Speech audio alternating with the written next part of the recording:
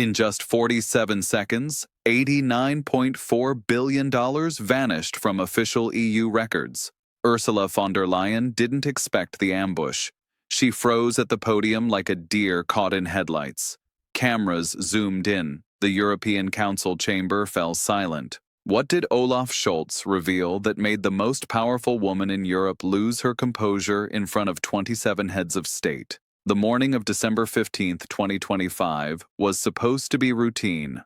Von der Leyen entered the Brussels conference room at exactly 9:47 a.m., her signature confidence radiating through the chamber like an invisible force field. She carried herself like someone who had survived every political storm Europe could throw at her. Her leather portfolio, containing what she believed were the day's talking points, felt reassuringly familiar in her grip.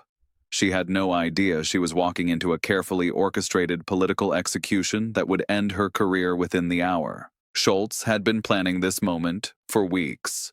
The German chancellor sat with a manila folder positioned precisely at his left elbow, its weight containing the political equivalent of a nuclear weapon. Inside was a document that would shatter European unity forever. The file was marked Sonderhaushalt, nur für den Kanzler. Special budget, Chancellor's eyes only. German intelligence had been tracking the money trail for months, following digital breadcrumbs through a labyrinth of offshore accounts. At 10:23 a.m., von der Leyen approached the podium with practiced confidence. Her opening remarks focused on the Next Generation EU Recovery Fund, emphasizing transparency and fiscal responsibility. Behind her calm demeanor, she felt the familiar rush of controlling Europe's most important room. The irony would soon become suffocating. The European Commission remains committed to the highest standards of financial oversight, she declared, her voice carrying the authority of someone who had never been successfully challenged. Every euro is tracked, every expenditure verified. Scholz glanced at the clock, 10:31 a.m. Perfect timing. He noticed the slight tremor in his own hands. Even he felt the weight of what was coming. The German chancellor rose deliberately. When Scholz stands during a European Council session, the room pays attention. Today, his movement carried an unusual gravity that made even veteran diplomats look up from their notes. Frau Präsidentin, Scholz began, his voice cutting through the chamber's ambient noise like a blade. I have a question about the Next Generation EU Fund, specifically about allocation code NGEU 789 Special. The words hit von der Leyen like a physical blow. Her expression remained neutral, but a microscopic tightening appeared around her eyes, the kind of tell that seasoned poker players recognize as panic. The code wasn't supposed to exist in public discourse. It was buried in classified annexes, protected by layers of bureaucratic secrecy. I'm not immediately familiar with that specific coding, she replied, buying time while her mind frantically searched through databases of classified information. Perhaps you could clarify the context? Scholz smiled coldly, the expression of a hunter who had cornered his prey after months of patient stalking. Of course. He opened the manila folder with theatrical precision, each movement calculated for maximum psychological impact. On September 22, 2025, at 14:47 Central European Time, the European Commission authorized a transfer of $89.4 billion to what internal documents describe as contingency operations, external partnerships. The chamber fell silent. Even the translators paused their whispering. Von der Leyen's hands gripped the podium, knuckles whitening as the realization dawned that this wasn't a routine budget discussion anymore. Chancellor Scholz, if you have concerns about Commission procedures, I suggest we address them through appropriate channels. I'm afraid this requires immediate clarification, Scholz interrupted, his breach of protocol so severe that seasoned diplomats shifted uncomfortably in their seats. Because these $89.4 billion were not allocated to European recovery projects. They were transferred to offshore accounts controlled by Meridian Strategic Consulting, a private firm based in the Cayman Islands. The bombshell landed with devastating precision. Von der Leyen's composed mask cracked for exactly 2.3 seconds, long enough for every camera to capture her panic. Her eyes darted between delegations like a cornered animal, calculating escape routes that simply didn't exist. "I categorically reject any implication of financial impropriety," she managed, but her voice lacked authority. "Are they?" Scholz pulled out a second document bearing the German Federal Audit Office seal. This traces those $89.4 billion through shell companies. Meridian Strategic Consulting is owned by Atlantis Holdings Luxembourg, controlled by a trust fund established by your former chief of staff, Martin Selmayr. The accusation hung in the air like toxic fog, poisoning every breath in the chamber. Von der Leyen had gone pale, her breathing shallow and rapid. Martin Selmayr, the monster of the Berlaymont, was her closest advisor before going private.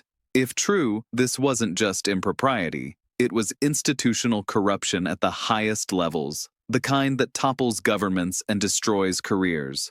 "This is outrageous without foundation," von der Leyen whispered, her voice barely audible through the microphone. "I demand to see the documentation." Scholz produced a USB drive.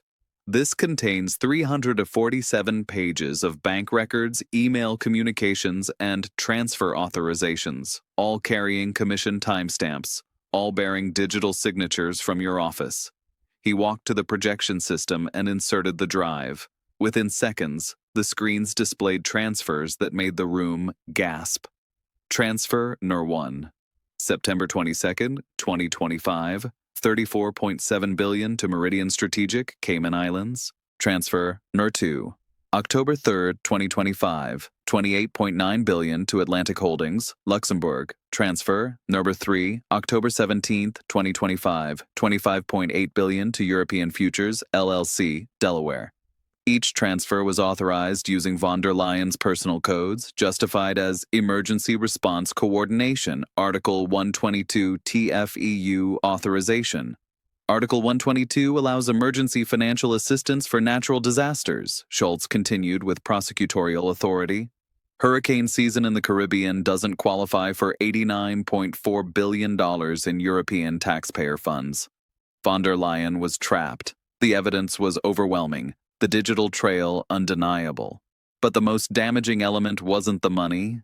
It was realizing someone inside the German government had been monitoring commission activities with surgical precision. "When did you know?"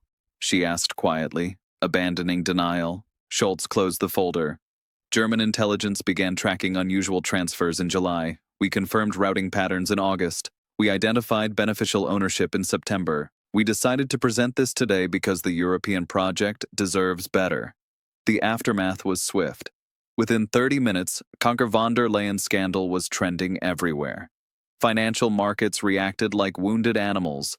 The euro dropped 4.2% against the dollar before emergency trading suspension. Emergency parliamentary sessions were called across the continent as political leaders scrambled to distance themselves from the unfolding catastrophe.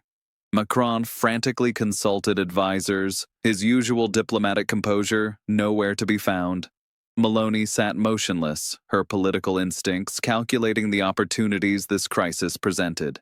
Smaller member states looked shell-shocked, realizing their trusted framework was built on sand. Von der Leyen remained at the podium for another 47 seconds, racing through legal defenses and exit strategies. But $89.4 billion don't disappear accidentally. Digital codes don't forge themselves. The mathematics of betrayal were inescapable. At 10:52 a.m., she gathered her papers with trembling hands and walked out, her heels echoing through the chamber like the countdown to political execution. Her heels echoed like gunshots in the silence. She didn't resign that day, but everyone knew her political obituary was written. The most powerful woman in Europe had just become its most notorious failure. The Commission went into crisis mode immediately. Press briefings canceled, emergency calls between capitals, legal consultations within the hour. But damage was irreversible.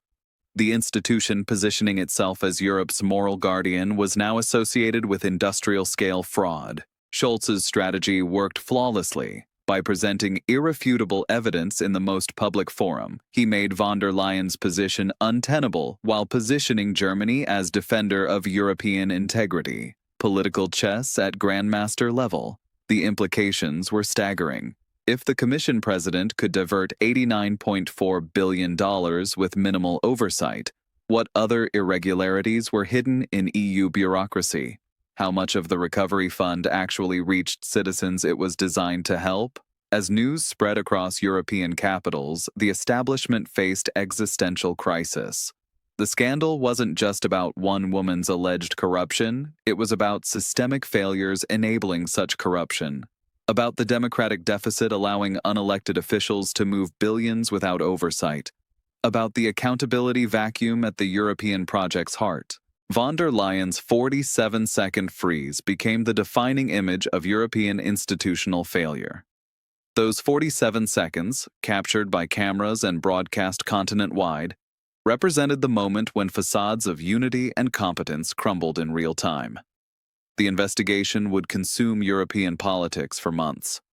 Parliamentary inquiries, judicial proceedings, media investigations would uncover networks stretching from Brussels to offshore havens.